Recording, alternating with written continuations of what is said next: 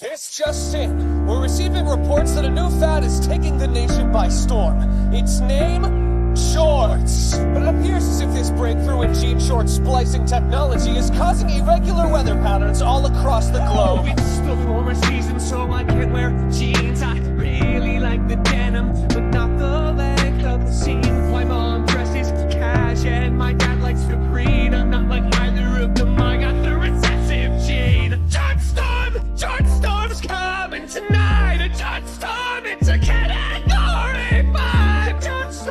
Jrtstorm's coming tonight. Jorticane, Jortnado, Jortnami, Jortquake, Jortruption, Jortalance, Jortapocalypse. The Jrtstorm's coming back. So you better start running by the chains.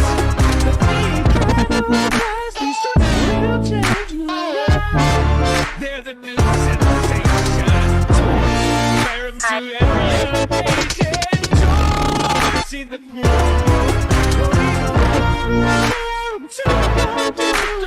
Jort personalities, 99% the Jorts. I got a genetic test, but all my teeth are short. The Jrtstorm's coming tonight. The Jrtstorm, it's a category 5.